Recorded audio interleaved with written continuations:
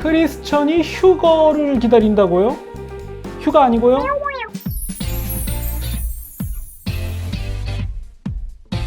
휴거라는 말 들어보셨죠? 간단하게 설명하면요, 이 지상의 환난의 날? 그날이 시작되기 직전에 선택받은 성도들이 공중부양을 해서 혹은 공중으로 끌어올림을 받아서 하늘로 슝 올라가서 예수님을 만나게 된다는 건데요. 그런데 이때 선택을 못 받아서 휴거를 못하면 이 지상에 버려지니까 지상에서 일어날 무시무시한 대환란을 다 겪게 되는 거잖아요. 그러니까 주님께 선택을 받아서 휴거에 참여해야 돼요. 재밌죠? 과연 이런 휴거라는 게 진짜 있을까요? 휴거를 말하는 사람들이 꼭 언급하는 구절이 있는데요.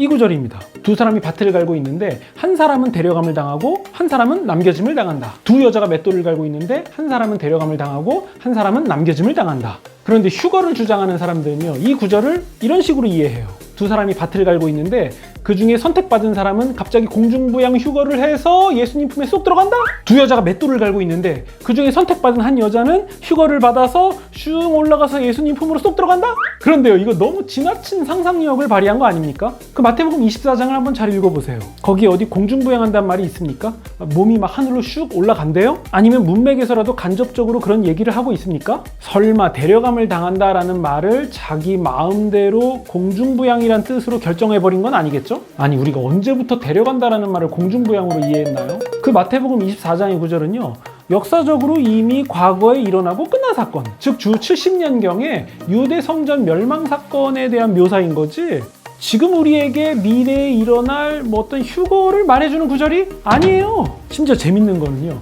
이 자동차를 타고 가다가 중간에 휴거가 일어나면 도로 한가운데 차는 그냥 남겨지고 나는 슉 올라간다? 그래서 사람들이 나의 텅 빈 차를 발견하게 될지도 모른다라고 말하는데요. 야, 이거 꽤 많은 사람들이 이렇게 믿고 있으니까 이거 아니라고 말하기도 좀 머쓱하네요.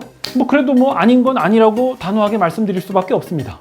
아니에요. 성경은 휴거에 대해서 말하고 있지 않아요. 오히려 그 거리에서 종종 볼 수 있는 이단 종교의 그 전도지에서 그 휴거하는 장면을 옛날 그림체로 종종 볼 수는 있죠. 이쯤에서 성경을 열심히 보시던 분들은 이런 질문을 하실 수도 있겠습니다. 아니, 이런 구절 있지 않습니까? 구름 속으로 끌어올려서 공중에서 주를 영접하게 된다라고 하지 않습니까? 이건 휴거 아닙니까? 이 구절도요, 휴거를 주장하시는 분들이 애용하는 구절인데요, 마치 손오공처럼 이 구름을 타고 공중에서 주님을 만난다라는 뜻이 아니라 당시 사람들에게 익숙한 이미지가 반영된 표현이에요. 전쟁에서 승리하고 돌아오는 왕을 백성들이 마중 나가서 기쁨으로 영접하면서 환호 가운데 그 왕과 백성들이 함께 돌아오는 그런 기쁨의 장면을 말하고 있는 구절이에요. 그러니까 온 우주 만왕의 왕 되신 예수님께서 재림하시는 그날에 호령과 천사장의 소리와 하나님의 나팔 소리와 함께 예수님이 재림하시는 그날에 그분의 백성인 성도들이 친히 하늘로부터 강림하시는 예수님을 맞이하러 올라가서 그분과 함께 기쁨 가운데 이 땅 가운데 내려오는 이 장면을 기록하고 있는 거죠. 휴거, 즉 성도가 공중부양, 휴거하는 그런 장면을 기록한 구절이다? 아니다. 역사의 주관자, 역사의 종결자 되시는 예수님을 맞이하러 가는 성도의 승리를 보여주는 구절이죠. 게다가 공중 얘기도 한번 해볼게요.